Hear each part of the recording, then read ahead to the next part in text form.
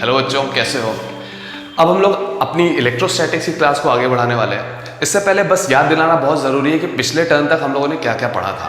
पिछले टर्न पे हम अगर याद हो तो हम लोगों ने कुछ ऐसा पढ़ा था कि एक लाइन चार्ज की, अगर एक चार्ज को मैं इस कंडक्टिंग वायर के थ्रू में डिस्ट्रीब्यूट कर दूं तो उसकी वजह से इसके इक्वेटोरियल लाइन पे किसी भी पॉइंट पे इलेक्ट्रिक फील्ड क्या होगी।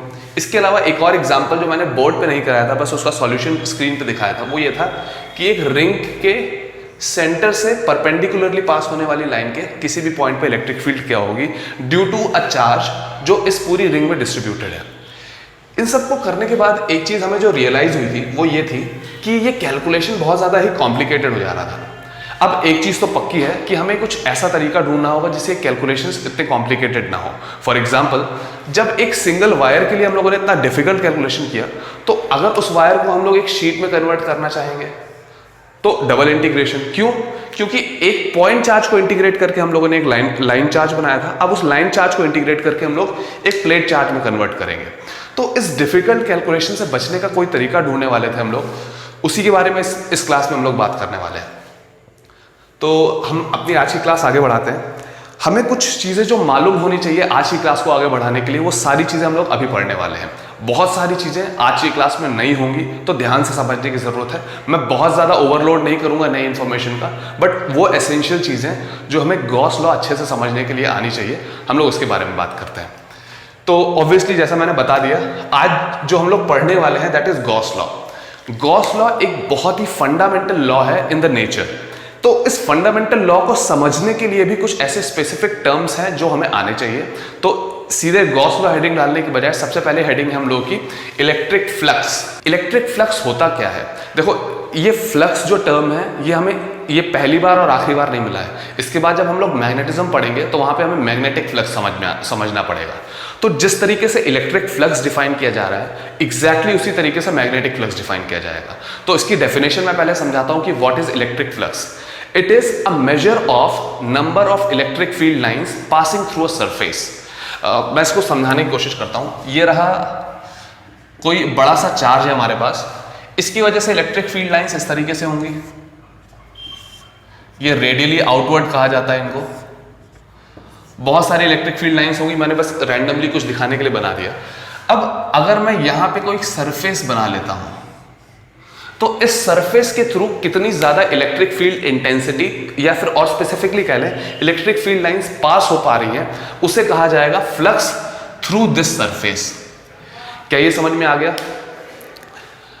यहां तक समझने के बाद मैं इसे रब कर देता हूं कि इसकी एग्जैक्टली डेफिनेशन क्या है, हम लोग इसे कैसे कैलकुलेट करते हैं, ये समझना हमारे लिए बहुत जरूरी है। ठीक है, हमें एक थ्योरेटिकल क्वालिटेटिव डेफिनेशन पता चल गई। अब हम लोग इसे कैलकुलेट कैसे करते हैं हमें ये समझना है। तो जब हम लोग इसे कैलकुलेट कर लेंगे, इसका एक फॉर्मूला समझ में आ जाएगा, तो हमारी एक क्वांटिटेटिव डेफिनेशन भी तैयार हो जाएगी इलेक्ट्रिक फ्लक्स की। तो अब हम इस चीज को शुरू करते हैं। सबसे पहले हमें रिक्वायर्ड होता है एक सरफेस, जिस सरफेस के थ्रू हम लोग इलेक्ट्रिक फ्लक्स निकालने वाले हैं। इस सरफेस के थ्रू कितनी इलेक्ट्रिक फील्ड पास हो रही है वो निकालने वाले हैं। सबसे पहले हम लोग क्या करेंगे, से इलेक्ट्रिक फील्ड इस तरीके से जा रही है। मैं इलेक्ट्रिक फील्ड वेक्टर को इस तरीके से ड्रॉ कर रहा हूं। ये रहा हमारा इलेक्ट्रिक फील्ड वेक्टर। वेक्टर को हम लोग बिना उसका डायरेक्शन चेंज किए कैसे भी शिफ्ट कर सकते हैं, ये बताया जा चुका है। इसलिए मैंने जानबूझ के इस वेक्टर को ऐसे रखा कि वो इस सरफेस के सेंटर पे आ रहा है। अच्छा, इसके बाद हमें एक और वेक्टर बनाना जरूरी है जो इस एरिया को रिप्रेजेंट करेगा। और एरिया एक स्केलर क्वांटिटी है, तो एक स्केलर क्वांटिटी को वेक्टर कैसे रिप्रेजेंट करने वाला है? सिंपल सी चीज है, जितना बड़ा एरिया उतनी ही बड़ी वेक्टर की लेंथ होने वाली है। और ये वेक्टर का डायरेक्शन कैसे डिसाइड करेंगे? ये पहली चीज, इसकी लेंथ इस एरिया के ऊपर डिपेंड करेगी, और ये वेक्टर हमेशा इस एरिया के परपेंडिकुलर होने वाला है। It has to be normal to this area. अब मुझसे कोई ये पूछ सकता है, सर नॉर्मल तो ये भी है, हम लोग नीचे वाला नॉर्मल क्यों नहीं ले रहे हैं, ऊपर वाला ही क्यों ले रहे हैं? तो नॉर्मल ये भी है, ये भी है, हम दोनों में से किसी को भी ले सकते हैं। लेकिन एक जनरल स्टैंडर्ड जो है वो ये है कि एक सरफेस से बाहर की तरफ जाने वाले नॉर्मल को ही हम लोग इस तरीके से एक वेक्टर डिनोट करते हैं। इसको कई बार एरिया वेक्टर भी बोला जाता है। तो अभी अज्यूम कर लेते हैं कि ये जो सरफेस है इसके अंदर वाला हिस्सा ये है, बाहर वाला हिस्सा ये है, तो हम लोग इस वाले वेक्टर को एरिया वेक्टर बोल देते हैं। एरिया वेक्टर क्या होता है? इस एरिया के मैग्नीट्यूड को रिप्रेजेंट करेगा इस वेक्टर की लेंथ, और हमेशा इसका डायरेक्शन इस एरिया के परपेंडिकुलर होने वाला है। ये समझ में आ गया? अच्छा, इनके बीच में कोई एंगल भी मान लेते हैं, से थीटा इज द एंगल। इसको मैं ए वेक्टर से डिनोट कर देता हूं, area vector and electric field. अब समझने वाली बात यह है, अगर एक यूनिट एरिया से ई इलेक्ट्रिक फील्ड पास हो रही है, तो इस ए एरिया से कितनी इलेक्ट्रिक फील्ड पास होगी? ऑब्वियसली ई इंटू ए। जनरल, बहुत सिंपल सी बात है। अब इलेक्ट्रिक फ्लक्स को डिफाइन करने का जो सिंपल सा तरीका वो ये है कि इलेक्ट्रिक फील्ड पासिंग थ्रू से some area A, unit area से ई पास होती है, तो ए एरिया से ई इंटू ए पास होने वाला है। ठीक है, इसको भी हमने समझ लिया। अब फ्लक्स को डिफाइन करने के लिए सबसे पहले उसका सिंबल यूज करते हैं, फाई। ध्यान से देखो, इलेक्ट्रिक फील्ड इस डायरेक्शन में जा रही है, और इस इलेक्ट्रिक फील्ड को में का एक कंपोनेंट है जो इस सरफेस के पैरेलल जा रहा है। क्या ये वाला कंपोनेंट इस सरफेस को क्रॉस कर रहा है? नहीं कर रहा है, लेकिन हाँ, इसका ये वाला कंपोनेंट क्रॉस कर रहा है। तो हम लोग को क्या लेना है? वो इलेक्ट्रिक फील्ड जो एक सरफेस के पार जा रही है। तो E साइन थीटा नहीं लेने वाला है, हमें E cos थीटा लेना पड़ेगा, क्योंकि पूरा E cos थीटा इस सरफेस के पार जा रहा है। तो हमें एक चीज तो पता चल गई, E cos थीटा ये वो इलेक्ट्रिक फील्ड है जो इस सरफेस के पार जा रही है। और क्योंकि हमें से अगर ये यूनिट एरिया के पार जा रही है, तो ए एरिया के कौन पार जाएगा? इंटू ए कर दिया। ये समझ में आ रहा है? अच्छा, अब इसको ध्यान से देखो, तो इसको रिप्रेजेंट करने का एक और अच्छा सा तरीका वो ये है कि E vector dot A vector. हम लोगों ने वेक्टर्स का डॉट प्रोडक्ट पढ़ा था कि vector A dot vector B होता है हमारा vector A into vector B into cos of angle between them, और हमें cos of angle between them भी दिखाई दे रहा है। ये समझ में आ गया? तो हमारे पास ये सिंपल सा फॉर्मूला आया of electric flux. Electric flux का सेंस कहां से निकला कि amount of electric field lines passing through an area. Unit area से ई निकल रही थी, तो ए एरिया से ई इंटू ए। तो उस कॉन्सेप्शन से हम लोगों ने एक एरिया वेक्टर डिफाइन किया, इलेक्ट्रिक फील्ड डिफाइन करी, और उनके भी फिर ये पता लगाया इस इलेक्ट्रिक फील्ड का कौन सा पार्ट इस एरिया के आर पार चला जा रहा है। वो ई कॉस थीटा था, वो यूनिट एरिया से निकल रहा होगा, इनटू ए कर दिया, तो ये पूरे इस एरिया से इतनी इलेक्ट्रिक फील्ड निकल रही है, क्रॉस कर रही है। इसको और सजा के लिखने का तरीका ये हो गया, vector E dot vector A. यहां तक नोट कर लिया होगा सब बच्चों ने। इसके बाद कुछ बेसिक सी चीजें, electric flux is a scalar और वेक्टर क्वांटिटी। ऑब्वियसली एक स्केलर क्वांटिटी है, क्योंकि हम लोगों ने दो वेक्टर का स्केलर यानी डॉट प्रोडक्ट करके जो रिजल्ट निकाला है, दैट इज फ्लक्स। ठीक है, क्या हमें इलेक्ट्रिक फ्लक्स समझ में आ गया? ठीक है, अब इलेक्ट्रिक फ्लक्स के बारे में हम लोग कुछ और डिटेल में बात करेंगे। अगर ये आपने नोट नहीं किया है, वीडियो को पॉज करके नोट कर लो। अब मैं आगे बढ़ता हूं। ठीक है, अब देखो, हम लोग शुरू से ही स्पेसिफिकली 11th क्लास की फिजिक्स जब से शुरू हुई है, दो चीजों को बहुत संभाल के हम लोग काम कर रहे हैं।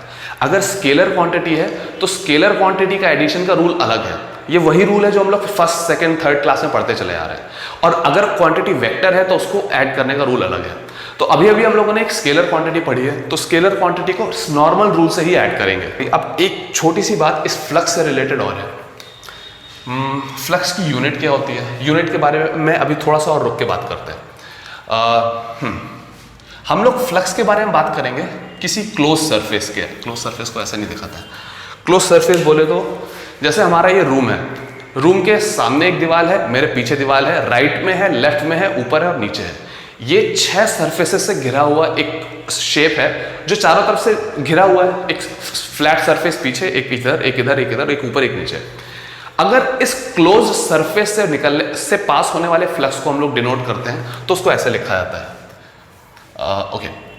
मैं फिर से पुराने वाली पॉइंट समझा रहा हूं कि अगर हमारे पास बहुत सारे छोटे छोटे एरियाज हैं और उनसे पास होने वाले फ्लक्स को हम लोग लिख रहे हैं, तो नेट फ्लक्स इस तरीके से लिखा जा सकता है, E1 डॉट DA, ये एक छोटा सा है, plus DA1 DA2, E2 dot DA2 and so on. अगर इसको हम लोग जोड़ के लिखेंगे, तो अगर ये कंटिन्यूअस एरिया है, तो इसको लिखने का तरीका क्या हो जाएगा? Integration of E dot DA।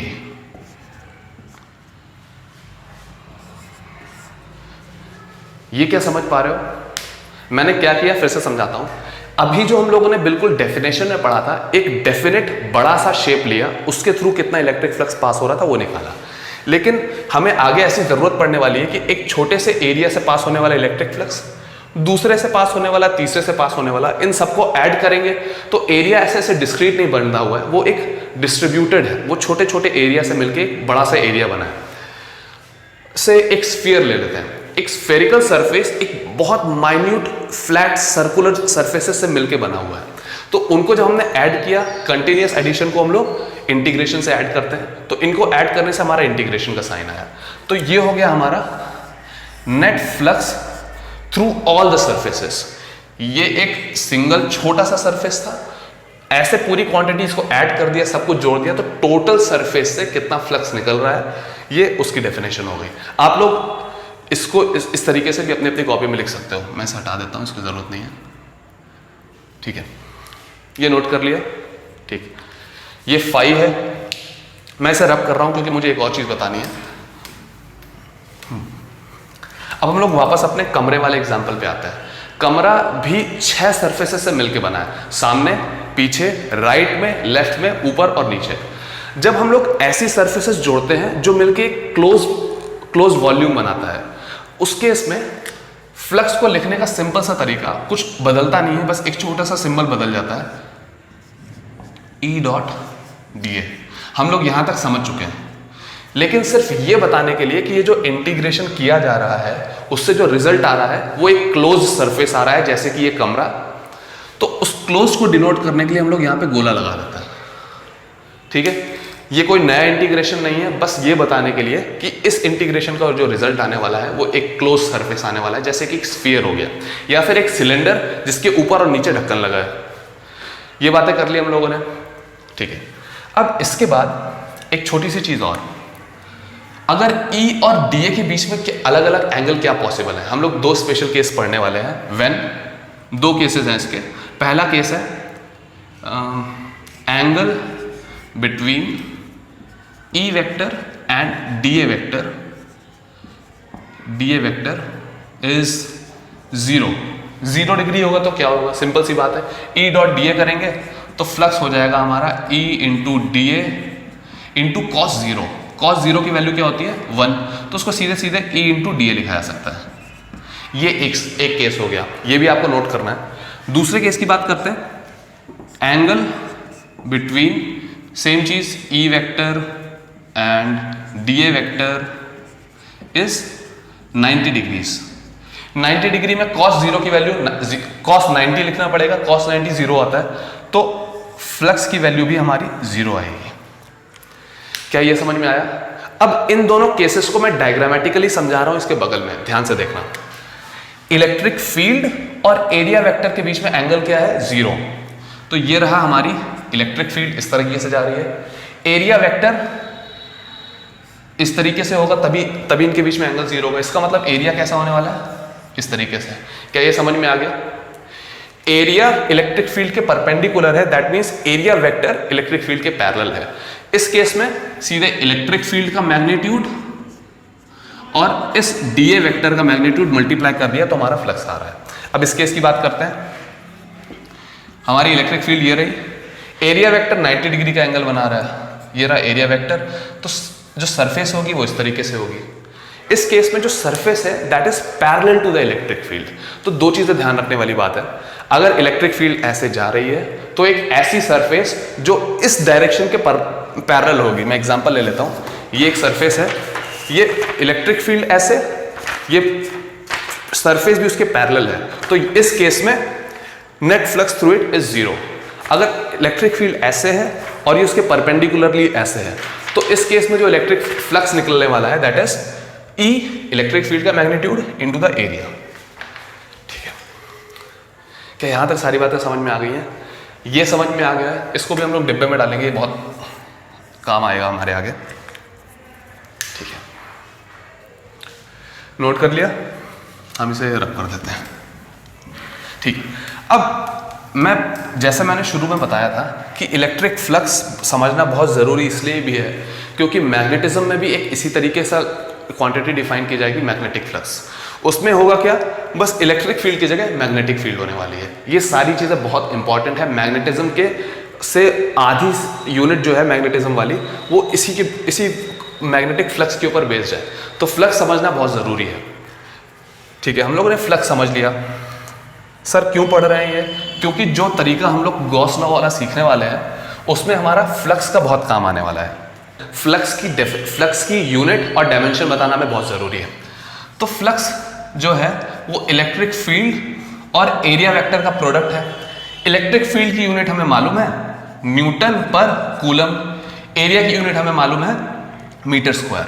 तो यूनिट क्या हो गई इलेक्ट्रिक फ्लक्स की? इलेक्ट्रिक फ्लक्स की यूनिट हो गई न्यूटन मीटर स्क्वायर पर कूलम। क्या यहां तक सबको समझ में आ रहा है? ये हो गई यूनिट। इसके बाद हम लोग डायमेंशन की बात करते हैं। डायमेंशन, न्यूटन का डायमेंशन हमें मालूम है ml t-2, मीटर स्क्वायर का डायमेंशन हमें मालूम है L2 और कूलम का हमें मालूम है दैट इज, अच्छा कूलम इनवर्स में है तो इनवर्स C अगर केवल होता तो उसको हम लोग a इंटू टी लिखते हैं, लेकिन ये नीचे मल्टीप्लिकेशन में है तो हम लोग इसे लिखेंगे a into T, that means -1 ये समझ पा रहे हो? मैं कूलम का डायमेंशन ऑलरेडी सिखा चुका हूं कि ये कैसे हुआ था। क्योंकि कूलम इनवर्स में है तो इसमें भी इनवर्स लगा हुआ है। सारी चीजों को एक साथ लिख दिया जाएगा तो आएगा ml3 t-3 और a-1। ये इसका डायमेंशनल फॉर्मूला आ गया। ठीक है, इसके बारे में हमने बात कर ली है। अब हम लोग अपने अगले topic that is solid angle, उसके बारे में बात करने वाले हैं। सॉलिड एंगल फिर से गॉस लॉ के डेरिवेशन में काम आने वाला है। कोई पकड़ा गया क्या? पुलिस आ रही भाई। चलो हम लोग सॉलिड एंगल समझते हैं। सॉलिड एंगल समझने से पहले एक सीधे प्लेन एंगल समझते हैं क्या होता है। प्लेन एंगल क्या होता है? एक ये रही लाइन, दूसरी लाइन ये गई, इन दोनों के बीच में ये वाला जो एंगल होता है जिसे हिंदी में कोण कहते हैं, इसी को कहा जाता है एंगल। इसे प्लेन एंगल क्यों कहते हैं? क्योंकि ये एक प्लेन में, ये बोर्ड का प्लेन है, इसमें आराम से बनाया जा सकता है, इसलिए इसे कहा जाता है प्लेन एंगल। अच्छा, अगर मैं ऐसा समझता हूं कि ये एक फिक्स्ड रॉड थी, इसको मैंने ऐसे घुमा दिया तो हमारा इस तरीके से एक शेप बन गया। ये जो आर्क मैंने बनाई है ये एक सर्कल की एक छोटा सा सेगमेंट दिखाई दे रहा होगा, ठीक है। और ये जो पॉइंट हो गया, इसको मैं O कह देता हूं, ये पॉइंट इस पूरे सर्कल का सेंटर हो गया। और ये इसे हम लोग R कह सकते हैं। क्या ये समझ में आ गया? ये रेडियस, ये सेंटर और ये इस पूरे सर्कल की छोटी सी आर्क। अच्छा, आर्क लेंथ मैं आप लोगों को सिखा ही चुका हूं कि आर्क लेंथ से A is equals to R into theta होता है। अब जिसको ये चीज याद नहीं है कि ऐसा क्यों होता है तो मैं बता देता हूं। सर्कल की पूरी सरकमफ्रेंस होती है 2πr। 2πr में एक्चुअली क्या है? R इंटू कितना एंगल कवर हो रहा है वो। अब ध्यान से देखो, इस रेडियस को मैं पकड़ के पूरा घुमा दूं, कितना एंगल घूमा? 2π। और रेडियस क्या थी? R। तो एंगल और R का मल्टीप्लिकेशन किया तो हमारी पूरी ये सर्कल की सरकमफ्रेंस आ गई। तो जब 2π घूमने में, पूरा घूमने में 2πr आ रहा है तो थीटा घूमने में थीटा इंटू R आ जाएगा। आर्क लेंथ का कॉन्सेप्ट समझ में आ गया? ठीक है, इसे हटा देते हैं, हमें इसकी जरूरत है। हमें बात कर रहे हैं हम लोग एंगल की। एंगल निकालने का तरीका क्या है? सिंपल सा, यहां से हमें पता चलता है थीटा जो एंगल है वो होता है आर्क लेंथ अपॉन रेडियस।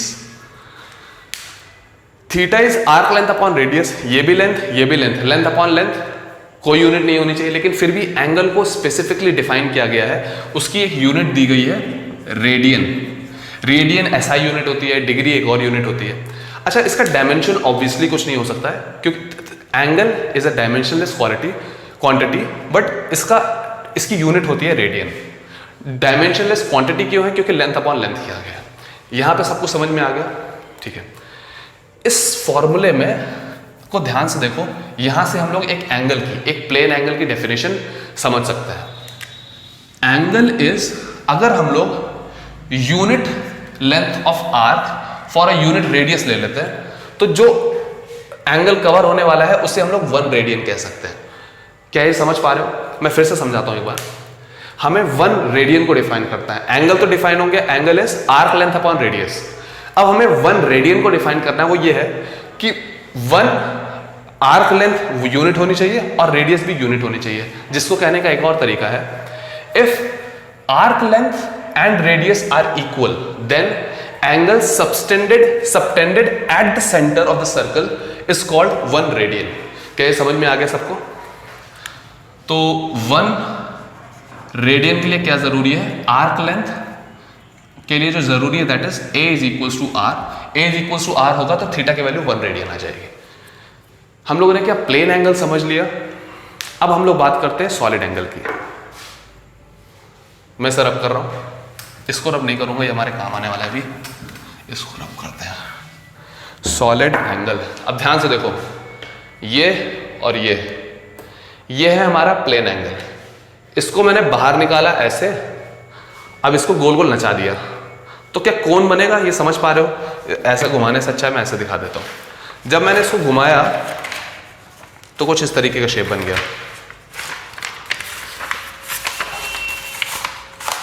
हाँ, ये वही शेप है जो नहीं, जब भेलपूरी खाने जाते हैं हम लोग तो भेलपूरी वाला हमको यही सॉलिड एंगल बना के देता है।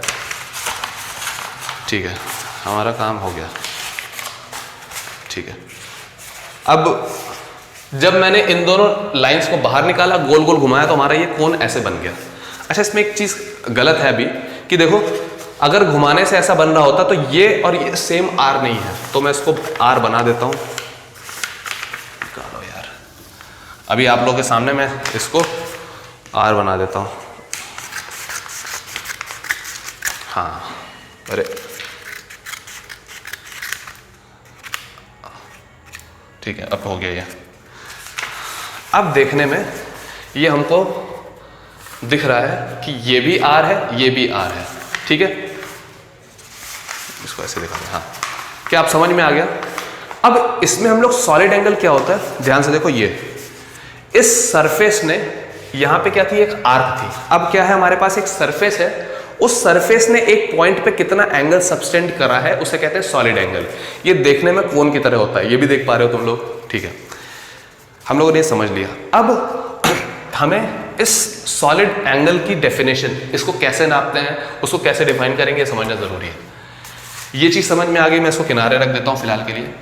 उसको डायग्राम में समझाने की कोशिश करते हैं। अभी तक प्लेन एंगल में यहां आर्क थी, अब यहां पे एक सरफेस है।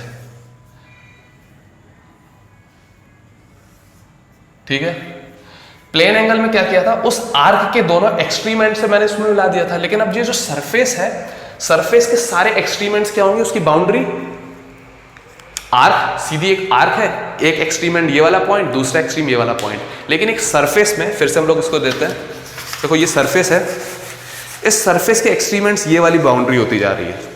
इन सारी बाउंड्रीज के सारे पॉइंट्स को हम लोगों ने मिला के एक पॉइंट पे लेके गए, तो ये जो एंगल बन रहा है this is called solid angle. ठीक है, तो जिस तरीके से हम लोगों ने एंगल को डिफाइन किया था, एंगल कैसा था, theta is equals to arc length upon R, उसी तरीके से सॉलिड एंगल को डिफाइन करते हैं। सॉलिड एंगल के लिए सिंबल हम लोग ओमेगा यूज कर दे रहे हैं, इसको हटा देते हैं, इसका काम हो गया। इज इक्वल्स टू, यहां पे क्या था, सरफेस, उसमें आर्क थी, इसमें सरफेस है, तो एस अपॉन, अब देखो रेडियस दो बार मतलब घूम रही है तो एक एरिया बना रही है, तो यहां पे आर स्क्वायर। ये हमारी डेफिनेशन हो गई सॉलिड एंगल की। क्या ये समझ में आया सबको? ठीक है, तो इसको डिब्बे में डालने की जरूरत नहीं है, ये हमें डाल लो डिब्बे में, कोई बात नहीं। ठीक है, solid angle is surface upon R square. इसको एक और तरीके से समझते हैं। हम लोगों ने प्लेन एंगल को कैसे समझा था, एक पूरे सर्कल का एक टुकड़ा, उसके दोनों एक्सट्रीम एंड्स को हम लोगों ने स्ट्रेट लाइन से सेंटर से ज्वाइन किया था। अब इस केस में हम लोग एक स्फीयर इमेजिन करेंगे, एक पूरा स्फीयर 3D बॉडी, उसमें एक सर्कुलर एरिया लिया, उस सर्कुलर एरिया के सारे पॉइंट्स को सेंटर से जोड़ा, तो हमारा अभी अभी इस तरीके के कोन का शेप मिल गया। तो अब ये जो एरिया उस स्फीयर का पार्ट था, वो एरिया डिवाइडेड बाय ये वाला आर स्क्वायर, ये हमारा बनता है सॉलिड एंगल जिसको हम लोग ओमेगा से डिनोट कर रहे हैं। जिस तरीके से प्लेन एंगल की कोई डायमेंशन नहीं था, उस तरीके से ये भी डायमेंशनलेस क्वांटिटी है, लेकिन फिर भी क्योंकि इसको मेजर तो करना ही पड़ेगा, क्योंकि एंगल कुछ ना कुछ तो होता है कम ज़्यादा, तो उसको मेजर करने के लिए कुछ नाम देना ज़रूरी था, तो हम लोगों ने स्टेरेडियन कह दिया। क्या समझ में आ गया? सिंबल STR होता है इसका, ठीक है। This is also a dimensionless quantity. ये समझ गए? हम लोग आगे बढ़ते हैं अभी। हम लोग इतनी मेहनत किस लिए कर रहे हैं? हम लोग इतनी मेहनत इसलिए कर रहे हैं, इलेक्ट्रिक फ्लक्स इसलिए पढ़ा क्योंकि वो हमें गॉस लॉ की एप्लीकेशन समझाने के काम आएगा। सॉलिड एंगल इसलिए पढ़ रहे हैं कि हमें गॉस लॉ की डेरिवेशन समझने में हेल्प करेगा ये, ठीक है। अच्छा, ये तो एक स्फीयर का पार्ट हो गया।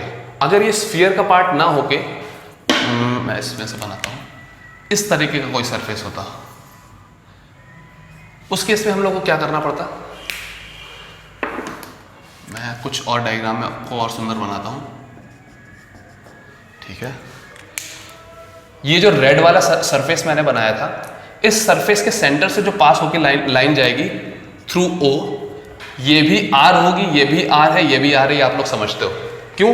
क्योंकि ये जो रेड वाला सर्कल बनाया था, ये एक बड़े से स्फीयर का पार्ट था। स्फीयर का हर पॉइंट सेंटर से R डिस्टेंस पे होता है। तो यहां तक तो समझ में आ गया कि इस रेड वाले सर्कल का, रेड वाले सरफेस का सेंटर O से R डिस्टेंस पे है। लेकिन अब क्या किया मैंने, थोड़ी सी टेढ़ी लाइन ले ली गई। इस थोड़ी सी टेढ़ी लाइन की वजह से अब क्या क्या डिफरेंस आया, हम लोग इसकी वजह से कैसा, इसका सॉलिड एंगल कैसे निकालेंगे, ये समझना जरूरी है। अब ध्यान से देखो,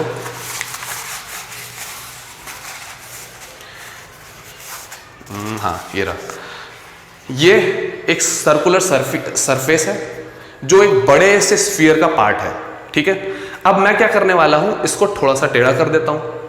थोड़ा सा टेढ़ा करा जाए।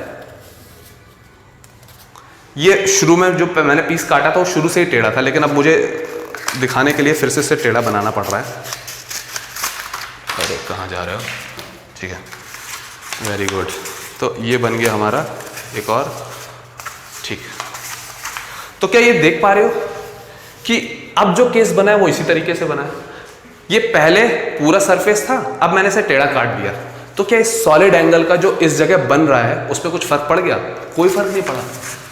ये सरफेस डेफिनेटली चेंज हुआ, बट इस एंगल पे तो कोई फर्क नहीं पड़ा, ये जो सॉलिड एंगल बन रहा था।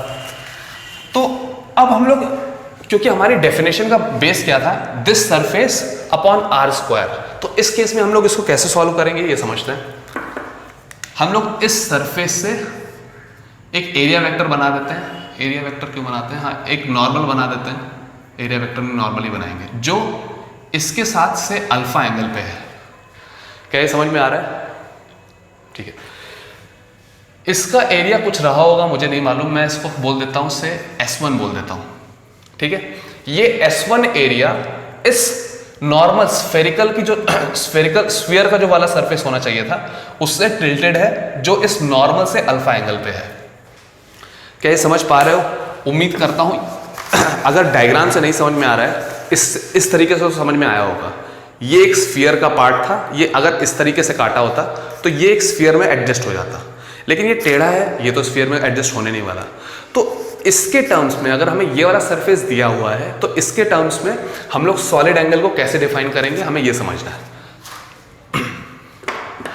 सबसे पहले हमें इस सरफेस का एक ऐसा कंपोनेंट निकालना है जो इस लाइन के अबाउट हो, ये वाली लाइन के अबाउट। तो करने का तरीका क्या है? बहुत सिंपल है। S1 cos alpha, S1 cos alpha हो गया अपॉन R स्क्वायर। अब ये R कौन सा वाला R होगा सर? R होगा ये वाला R। S1 cos alpha upon R square. इसका मतलब अब ये वाला जो सरफेस है, ये सरफेस का हमने वो कंपोनेंट लिया जो इस R के परपेंडिकुलर होने वाला है, जो उस बड़े से स्फीयर में एडजस्ट हो जाएगा। तो this is that surface upon R square. यही हमारी डेफिनेशन थी सॉलिड एंगल की। क्या ये समझ में आ गया? ये हमें तब यूज करना है जब दिया हुआ सरफेस इस R के परपेंडिकुलर ना हो। क्या ये समझ में आ गया? तो हम लोग इसको भी लिख सकते हैं। अच्छा, ये चीज नोट नहीं करी होगी आप लोगों ने, ठीक है, इसको डिब्बे में डाल लेते हैं, ठीक है। जो पहले मैंने डेफिनेशन केवल रेड वाला डायग्राम बना के यहाँ पे omega is equal to S upon R square किया था, वो नोट कर लिया होगा आप लोगों ने। अब इस ब्लू वाले डायग्राम के साथ हमें दोबारा बनाना है, तो मैं इसे ब्लू पेन से लिख देता हूँ ताकि आप लोगों को कोई भी कंफ्यूजन ना रहे। Omega is equal to S1 cos alpha upon R square. ठीक है, तो अब ये ब्लू वाले डायग्राम के साथ बनाना है और उसकी वजह से ये जो ओमेगा है वो किस तरीके से निकाला गया ये बताना है। ये समझाने का पर्पस ये था कि सरफेस कैसा भी मूव हो जाए, ये हमारा एंगल नहीं बदल रहा है। ठीक है, तो उस टेढ़े मेढ़े सरफेस की वजह से भी हम लोग एंगल निकालना आना चाहिए, वो हम लोगों ने यहाँ पे सीख लिया। इसको नोट करने के बाद अब हम लोग चलते हैं अपने गॉस लॉ पे। ये हो गया। गॉस लॉ एक बहुत ही फंडामेंटल लॉ है दैट एग्जिस्ट इन नेचर। ये इलेक्ट्रिक फील्ड, इलेक्ट्रिक फ्लक्स के लिए भी वैलिड है। अब याद करो, इलेक्ट्रोस्टैटिक्स मैंने हर बार रिफर करके बताया था ग्रेविटेशन वाले चैप्टर से जो 11th में पढ़ा था। तो जिस वैलिडिटी के साथ ये इलेक्ट्रोस्टैटिक्स में एप्लीकेबल है, एग्जैक्टली उतनी ही वैलिडिटी के साथ ये ग्रेविटेशन में भी वैलिड है। अंतर क्या पड़ जाएगा? गॉस लॉ में जितनी बार भी इलेक्ट्रिक फील्ड की बात की जाएगी वो ग्रेविटेशन में ग्रेविटेशन फील्ड होनी चाहिए। यहाँ पे इलेक्ट्रिक फ्लक्स की बात करेंगे, अगर इसको हम लोग ग्रेविटेशन में अप्लाई करेंगे तो ग्रेविटेशनल फ्लक्स हो जाएगा। और इसमें जब भी हम लोग गॉस लॉ इन इलेक्ट्रोस्टैटिक्स में जब भी हम लोग चार्ज की बात करेंगे तो वो ग्रेविटेशन में जाकर के मास बदल जाएगा। केवल 3 चेंजेस होने वाले हैं, चार्ज की जगह मास, इलेक्ट्रिक फील्ड की जगह ग्रेविटेशन फील्ड, इलेक्ट्रिक फ्लक्स की जगह ग्रेविटेशनल फ्लक्स। हम लोग अभी ग्रेविटेशन के बारे में बात इसलिए नहीं कर रहे हैं क्योंकि ये हमारे सिलेबस को कवर नहीं करता है, उसको हम लोग छोड़ देते हैं। अब गॉस लॉ पे आते हैं। सबसे पहले आती है गॉस लॉ की स्टेटमेंट। गॉस लॉ की स्टेटमेंट मैं आपको समझाता हूं। ठीक है,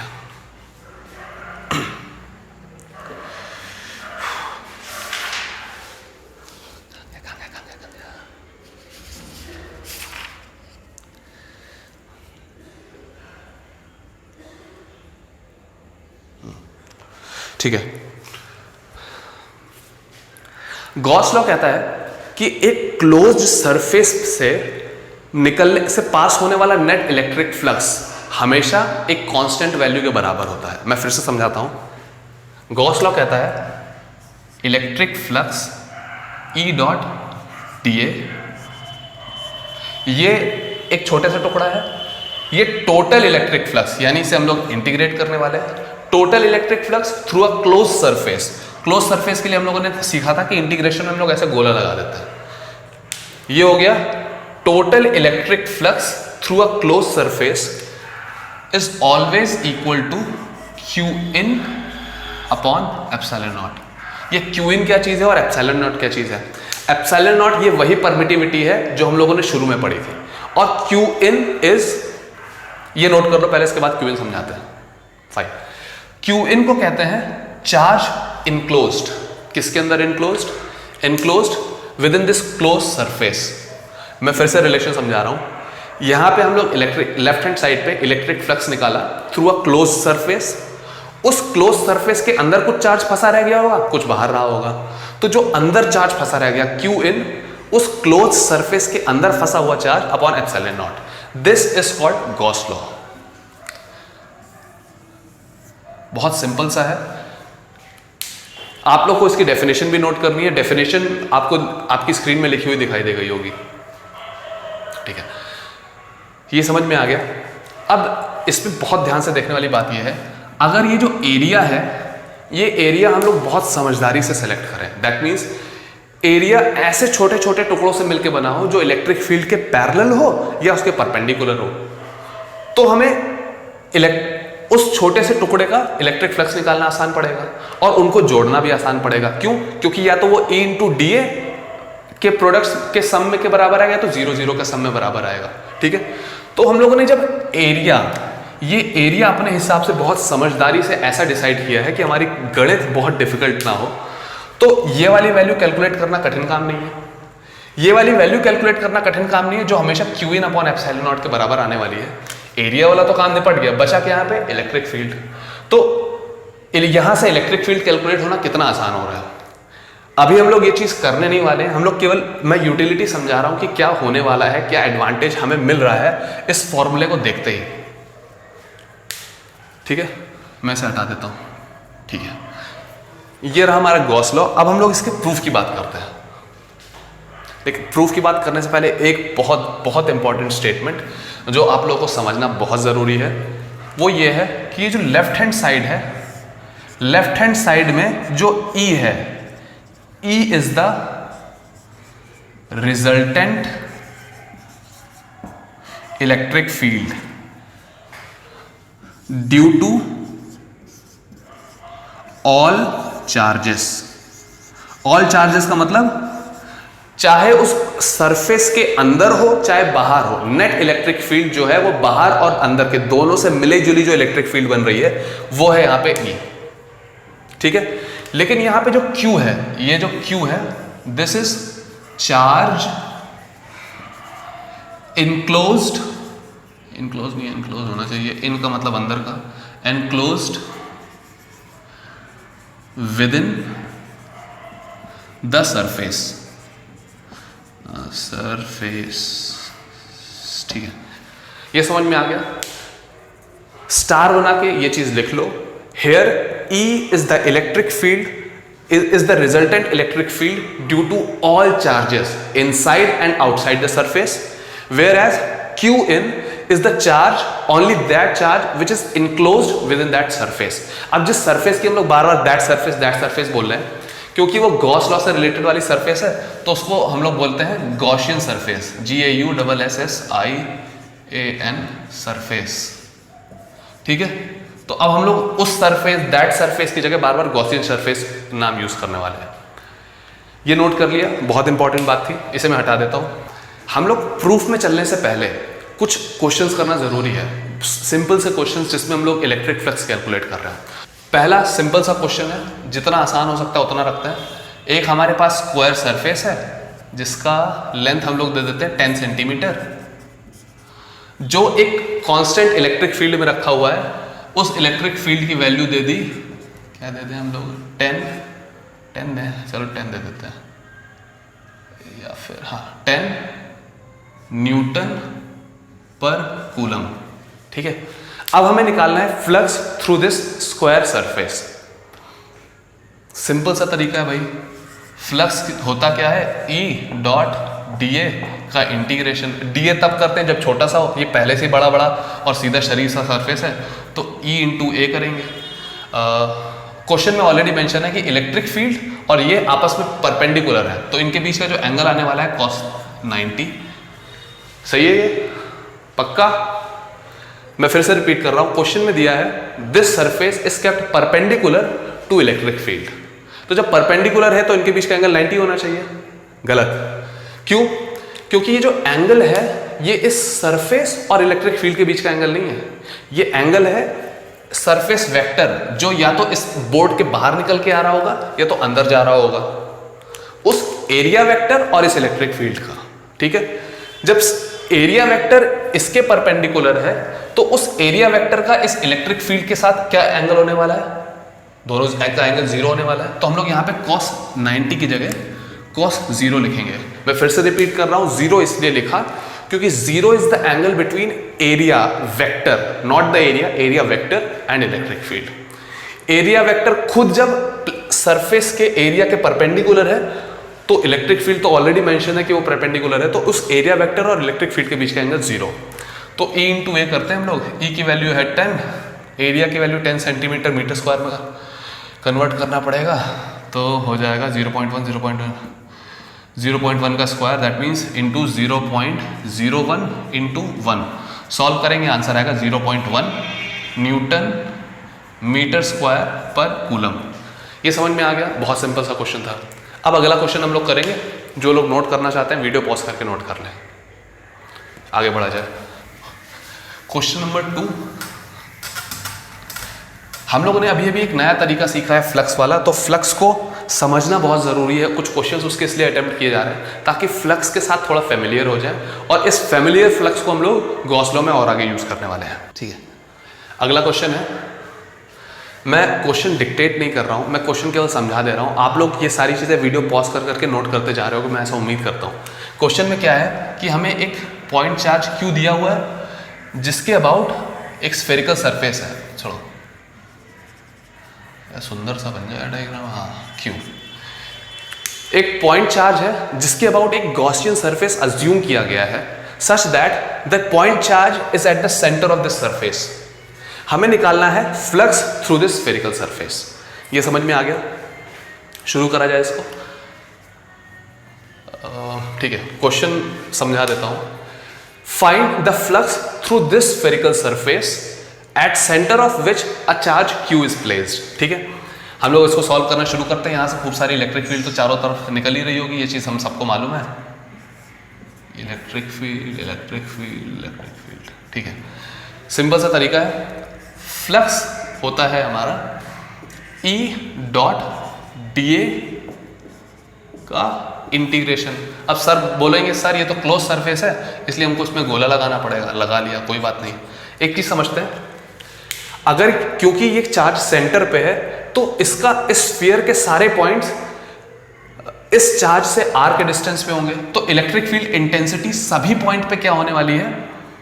1/4 पाई epsilon not r square into Q.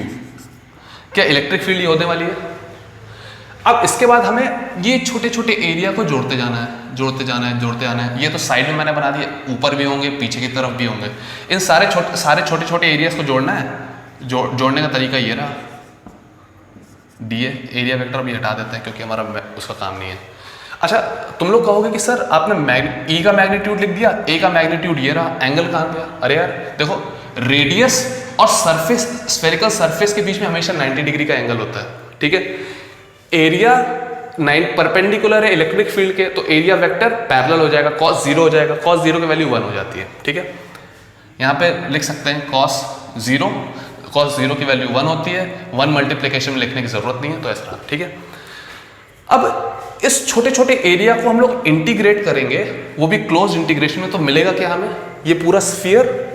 और क्या हमें पूरे स्फीयर का सरफेस एरिया मालूम है? बिल्कुल मालूम है। वो वैल्यू यहाँ पे रख दी जाती है, Q/4 pi epsilon not. Area की बात करते हैं। एरिया क्या होता है सरफेस का, स्फेरिकल सरफेस का? 4 पाई r स्क्वायर। अरे यहाँ पे भी r स्क्वायर था हमारा। ठीक है, ये समझ में आ गया। बहुत सारी चीजें कट्टी पिट्टी दिखाई दे रही हैं। पाई 4 पाई से 4 पाई, r स्क्वायर से r स्क्वायर, आया हमारा Q/एप्सिलॉन नॉट। अरे सर ये तो वही बात होगी जो गॉस लॉ में हमने सीखा है। हाँ, कोई बात नहीं, इस स्पेसिफिक केस के लिए हमें सेम रिजल्ट मिल रहा है। क्या ये समझ में आ गया सबको? अगला question, a uniform electric field exist in space, find the flux of this field through a cylindrical surface with axis parallel to the field। Question आप लोगों ने नोट कर लिया होगा, आपको दिखाई भी दिया होगा, सुनाई भी दिया होगा। ये नया नया सीखे हम। ठीक है, तो क्वेश्चन मैं समझा देता हूं, केवल क्वेश्चन समझा रहा हूं, सॉल्यूशन नहीं। एक electric field, uniform electric field already exist कर रही है स्पेस में। इसमें हम लोगों ने एक स्फेरिकल सरफेस रखा ऐसे कि उसकी एक्सिस इस इलेक्ट्रिक फील्ड के पैरेलल है। तो ये रहा हमारा सिलिंड्रिकल सरफेस, इसको हमने ऐसे रखा। अब find the electric flux through this. बहुत सिंपल है, दो ही तरीके के सरफेस हैं। कुछ इस इलेक्ट्रिक फील्ड के परपेंडिकुलर हैं, कुछ पैरेलल हैं। पैरेलल वाले में कुछ खास तरीके की फ्लक्स आती है, परपेंडिकुलर वाले में खास तरीके की आती है। सारी चीजें सिखाई जा चुकी हैं, सॉल्व करके देख लेना, हम लोग आगे बढ़ जाते हैं। अगर डायग्राम नोट करना चाहते हो इसीलिए रुके हैं। ठीक है, अब हम लोग चलते हैं आज के लास्ट टॉपिक पे गॉस लॉ का प्रूफ समझ लेते हैं। इसके बाद गॉस लॉ के एप्लीकेशंस के लिए हम लोग नेक्स्ट क्लास के लिए वेट करना पड़ेगा क्योंकि ऑलरेडी ये क्लास काफी लंबी हो गई है। तो गॉस लॉ के प्रूफ के लिए चलते हैं हम लोग। एक चार्ज लिया Q, उसके अबाउट कोई भी रैंडम सरफेस मैंने अज्यूम कर ली। अब इससे चारों तरफ इलेक्ट्रिक फील्ड इस तरीके से निकल रही है। निकलो भाई, हाँ ठीक है। चारों डायरेक्शन में इस तरीके से इलेक्ट्रिक फील्ड इस चार्ज की वजह से निकल रही है। हमें निकालना है फ्लक्स थ्रू दिस सरफेस। ठीक है, सिंपल सा तरीका है इसका। Flux through this surface, flux क्या हो जाएगा? E डॉट डी ए का क्लोज इंटीग्रल। ठीक है सर, डी ए हमें दिखाई नहीं दे रहा, लो यहाँ पे एक छोटा सा सरफेस अब दिखाई दे गया। तो ये रही ई, ये रहा डी ए वेक्टर, इनके बीच में कोई सा एंगल है, this vector dot this vector करेंगे तो हमको इससे पास होने वाला फ्लक्स मिल गया। उसी तरीके से यहाँ पे एक सरफेस, यहाँ पे सरफेस, आगे पीछे इन सारे सरफेसेस को ऐड कर दिया तो हमको यहाँ पे इलेक्ट्रिक फ्लक्स मिल रहा है। तो अभी हम लोग, क्योंकि शुरू के लिए हमें क्या करना है, इस छोटे से, क्योंकि इस छोटे से वाले का एक स्पेसिफिक छोटा सा टुकड़ा लिया है हमने, तो इस छोटे से एरिया वेक्टर और इलेक्ट्रिक फील्ड वेक्टर के बीच में कुछ एंगल अज्यूम करना है। तो मान लिया अल्फा एंगल है। ठीक है, अब इलेक्ट्रिक फील्ड की वैल्यू लिख ली जाए और डीए की वैल्यू लिख ली जाए, इन दोनों का डॉट प्रोडक्ट करते हैं तो देखते हैं क्या आता है। तो flux is equals to integral close integral of E की वैल्यू है, अगर ये यहां से आर डिस्टेंस पे है, मैं अज्यूम कर रहा हूं आर डिस्टेंस पे है, तो इलेक्ट्रिक फील्ड की वैल्यू आएगी, यहां पे इक्वल टू कहां से आ गया, 4 pi epsilon naught R square. क्या ये ठीक है? ठीक है। इसके बाद डीए की बात करते हैं। डीए हो जाएगा, ये जो डीए है वो तो था ही था, into cos alpha, into cos alpha. क्या ये समझ में आ रहा है तुम लोगों को? Very good. अच्छा ध्यान से देखो ये क्या लिखा है, क्या कोई पहचान पा रहा है ये क्या है जो मैंने इस अजीबोगरीब शेप के अंदर फंसा दिया है? अरे सर ये तो सॉलिड एंगल है। सॉलिड एंगल याद है, A cos alpha upon R square. तो A cos alpha upon R square को मैं सॉलिड एंगल से रिप्रेजेंट कर सकता हूं, Q upon 4 pi epsilon naught R, नहीं आर स्क्वायर तो उसमें चला गया, आर स्क्वायर। इसको हम लोग, क्योंकि एक छोटे से सरफेस ने एक बहुत छोटा सा सॉलिड एंगल सब्सटेंड किया होगा, तो उसको हम लोग डी ओमेगा लिख सकते हैं। क्या ये समझ में आ रहा है सबको? ठीक है, अब ध्यान से देखना, ये Q कांस्टेंट है, 4 पाई एप्सिलॉन नॉट सब कांस्टेंट है, टुकड़ा क्या है, छोटा सा टुकड़ा है, केवल एक सॉलिड एंगल। तो ये सारा इस इंटीग्रेशन के बाहर बचेगा इंटीग्रेशन ऑफ दिस। क्या ये समझ पा रहे हो? ठीक है, तो हमारा चल रहा है flux is equals to Q upon 4 pi epsilon naught line close integral of D omega. ये समझ में आ रहा है? इसके बाद बस इसे इंटीग्रेट करना है। इसे इंटीग्रेट करने से हमें मिलेगा क्या, कोई बता सकता है? अच्छा एक चीज़ मैं समझाता हूँ। देखो ध्यान से समझना, एक सर्कल है, सर्कल के सेंटर से एक बहुत छोटा सा डी थीटा करके एंगल बनाया है। उस डी थीटा के टुकड़े को जब हम लोग जोड़ेंगे तो हमें पूरा एंगल क्या मिलता है पूरे सर्कल के लिए, 2 पाई। उसी तरीके से जब एक छोटा सा सॉलिड एंगल, एक स्फीयर है जिसके सेंटर से सरफेस पे एक छोटा सा सॉलिड एंगल बन रहा है, सॉलिड एंगल हमेशा सेंटर पे बनता है due to a small surface on small area on the surface. अब इस छोटे से सॉलिड एंगल को हम लोग जब इंटीग्रेट करेंगे तो टोटल सॉलिड एंगल बनेगा इस पूरे स्फीयर का, जिसकी वैल्यू हमेशा होती है 4 पाई। ठीक है, तो इसकी पूरी वैल्यू आने वाली है 4 पाई। तो phi is equals to Q upon 4 pi epsilon naught 4 pi. 4 pi से 4 पाई कट गया तो हमारा आ रहा है flux is equals to Q upon epsilon naught. ठीक है, यहां से हमारा कूलम्स लॉ प्रूव होता हुआ दिखाई दे रहा है, सॉरी गॉस लॉ प्रूव होता हुआ दिखाई दे रहा है। क्या ये नोट कर लिया, समझ में आ गया? मैं उम्मीद करता हूं कि कुछ लोगों को डाउट होगा कि सर ये कैसे आ गया, इसको ये 4 पाई कैसे बन गया इंटीग्रेट होने पे। तो यहां तक नोट कर लो, साइड में अगली चीज नोट करनी है, मैं ये समझाऊंगा कि ये इंटीग्रेट होने पे 4 पाई कैसे बन गया। आगे चले, इसे मैं रब कर रहा हूं। अब केवल समझाना, इस प्रूफ में समझाना ये रह गया है कि एक सॉलिड एंगल के छोटे से टुकड़े को इंटीग्रेट करने से वो 4 पाई कैसे बन गया। मैं इसे रब कर रहा हूं, नोट कर लिया होगा सब बच्चों ने।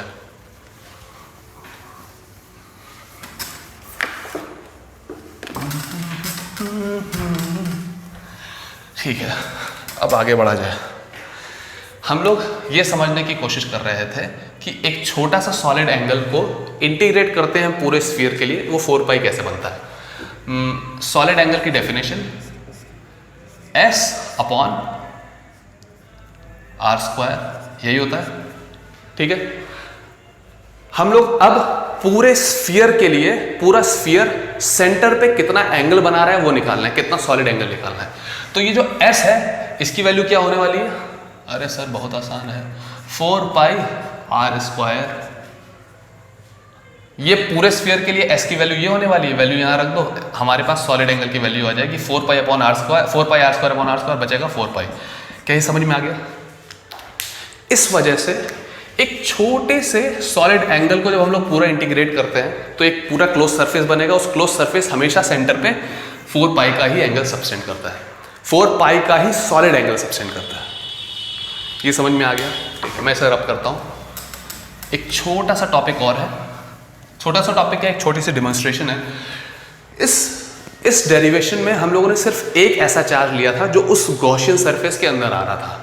अब सर ऐसा कैसे समझेंगे कि बाहर वाले सरफेस का कोई, बाहर वाले चार्ज का कोई इन्फ्लुएंस नहीं है? इसको समझने के लिए एक छोटी सी चीज़ और, ये हमारी कोई क्लोज सरफेस है, मतलब एक क्लोज सरफेस है, मतलब एक 3D फिगर है जो किसी भी पॉइंट पे एक टुकड़ा ले लो, जो किसी अंदर के किसी भी पॉइंट पे तो कोई सॉलिड एंगल बना सकता है। पूरे सरफेस को जब भी एक साथ लेंगे तो हमेशा क्लोज सरफेस 4 पाई का ही सॉलिड एंगल सबटेंड करता है अंदर के किसी भी पॉइंट पे। ये अभी अभी हम लोगों ने सीखा।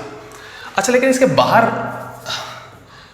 कोई पॉइंट है तो उसके ऊपर ये कौन सा सॉलिड एंगल सबटेंड कर रहा होगा? तो ध्यान से समझने की जरूरत है।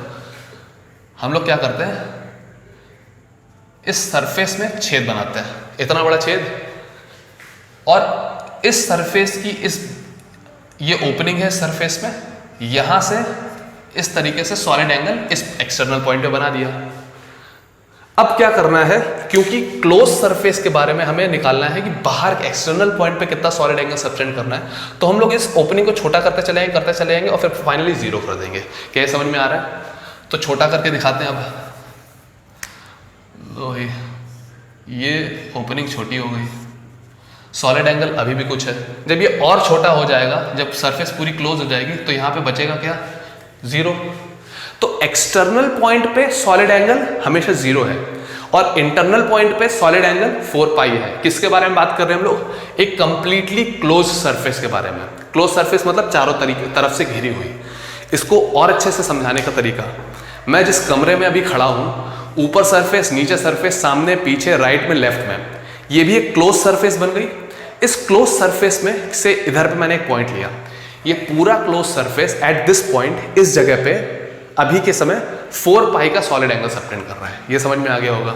ठीक है, इसकी बात तो हो गई। अब हम लोग समझते हैं कि ऐसा क्यों है कि एक गॉसियन सरफेस के अंदर वाले ही चार्जेस का इन्फ्लुएंस होता है फ्लक्स निकालते समय। तो शुरू करते हैं हम लोग। ये मैं कुछ पॉइंट्स ले लेता हूँ। एक गॉसियन सरफेस है, रैंडमली कोई सी भी सरफेस ले ली मैंने, Q1, Q2, Qn so on करते करते Qn तक। ये वो चार्जेस हैं जो इस गॉसियन सरफेस के अंदर है। इसके बाहर भी कुछ चार्जेस ले लेते हैं, उनको मैं डिनोट करने के लिए ऑब्वियसली सिंबल थोड़ा सा अलग रखना पड़ेगा। Q1, Q2 and so on करते करते Qn।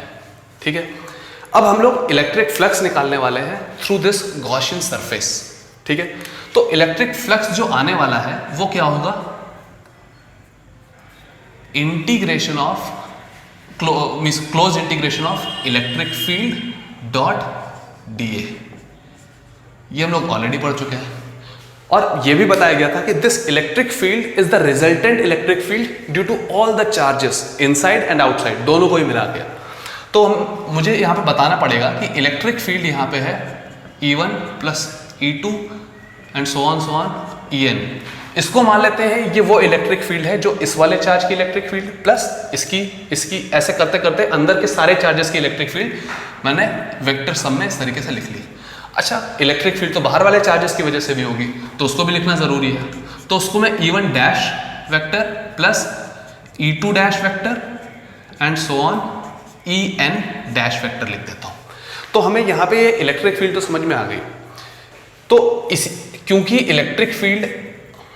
इलेक्ट्रिक फील्ड इस तरीके से है, इसकी वैल्यू हम लोग यहाँ पे रखेंगे, तो यही इक्वेशन इस तरीके से लिखी जा सकती है। Phi is equals to electric flux is equals to close integral of E1 ds dA E1 dA plus close integral of E2 dA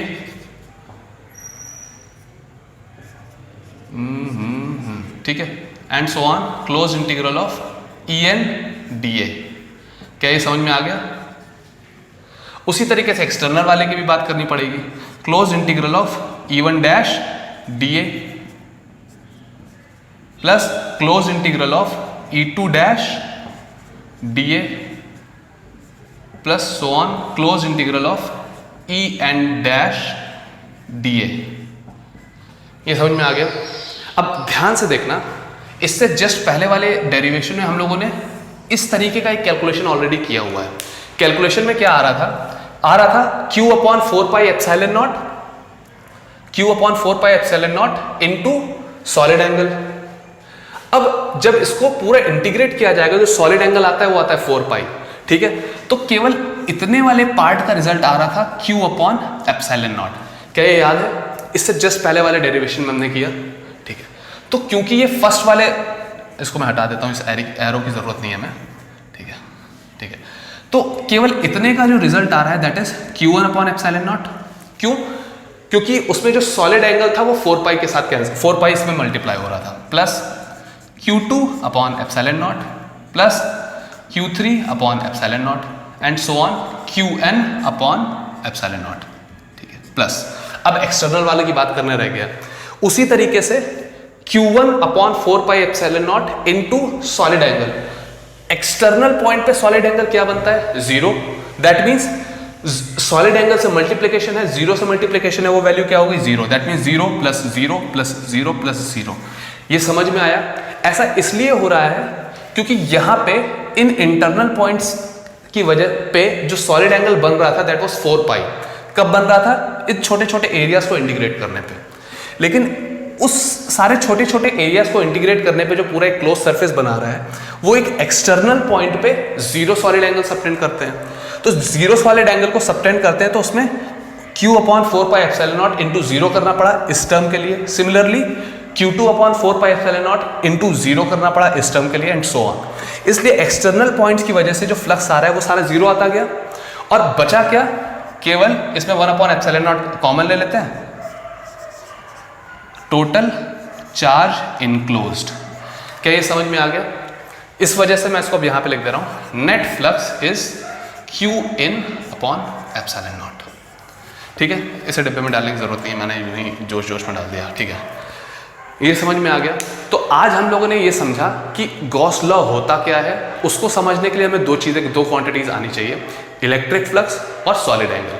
solid angle का यूज सिर्फ एक जगह आया था, while deriving the Gauss law, ठीक है। उसके आगे इसका यूज नहीं है फिलहाल। अच्छा, लेकिन ये जो इलेक्ट्रिक फ्लक्स वाली क्वांटिटी थी, इसको डिटेल में नहीं, उसको थरली समझना बहुत जरूरी था। क्यों? क्योंकि मैग्नेटिज्म में भी हमको एक मैग्नेटिक फ्लक्स मिलने वाला है जो एग्जैक्टली इसी तरीके से डिफाइन करा जाएगा। इलेक्ट्रिक फ्लक्स पढ़ लिया आज हम लोगों ने, सॉलिड एंगल पढ़ लिया, गॉस लॉ पढ़ लिया, उसका डेरिवेशन कर लिया। और एक जो डाउट फंस रहा था कि आखिर ऐसा कैसे हो गया कि गॉस लॉ में इलेक्ट्रिक फील्ड जो है, E जो है, वो सारे चार्जेस की वजह से होती है, लेकिन अंदर जो Qn आता है वो केवल इनक्लोज चार्जेस होते हैं। ऐसा क्यों होता है? हम लोगों ने ये भी समझ लिया।